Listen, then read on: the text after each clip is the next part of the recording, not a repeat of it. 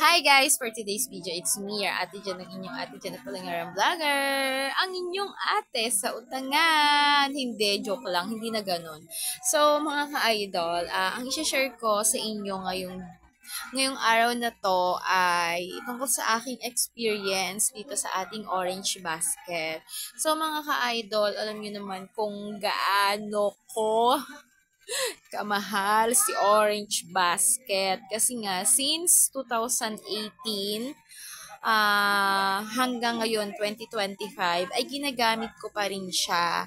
At eto nga, 'di ba, na-share ko na nga sa inyo mga ka-idol na nagkaroon ako ng inoperan ako ng SPay later, tapos nagkaroon din ako ng extra limit ni Orange Basket at meron din akong S-loan mga ka-idol. So, alam niyo yung tagal na ginamit ko yung aking Orange Basket at inopera niya ako ng madaming utangan. Ganon kaganda kapag ginagamit mo ang Orange Basket mo, mga ka-idol. So, ito nga lang kasi, mga ka-idol, ang nakakasad lang ngayon ay hindi ko na siya pwedeng gamitin. Kasi nga, mga ka-idol, last month ay nagkaroon kami ng trangkaso. Lahat kaming pamilya namin. Ako, yung anak ko, yung dalawang anak ko, yung asawa ko. So ngayon, meron akong utang na 3,000, which is kinuha ko siya ng 1 month to pay. And then yun nga, nagkasakit nga. Syempre, alam niyo naman sa mga ganyang utangan, hindi naman pwedeng makiusap ka na ganyan, 'di ba? So ang utang ay utang, dapat bayaran. Ganun ang patakaran ng ating Orange Basket.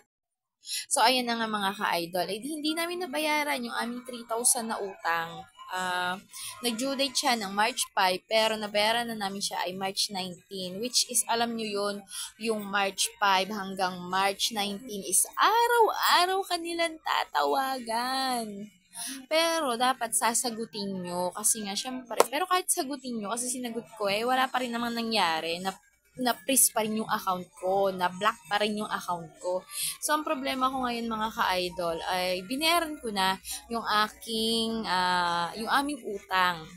Kaso nga lang, mga ka-idol, ay hindi pa rin talaga na-unlock. So, tumawag na ako sa customer service at nagmakaawa ako sa kanila. Baka naman pwedeng buksan nila yung aking SPay later. Alam niyo kasi, mga ka-idol, ang ganda ng SPay later. Kasi, kapag gusto mong umutang ng items, gusto mong umutang ng cellphone, or kung halimbawa malaki yung credit nila or yung pautang nila sa'yo, pwede kahit anong utangin mo, kahit TV, refrigerator, dryer, kahit ano. Kaya, ang mapapayo ko sa inyo mga ka-idol ay abangan nyo sa part 2!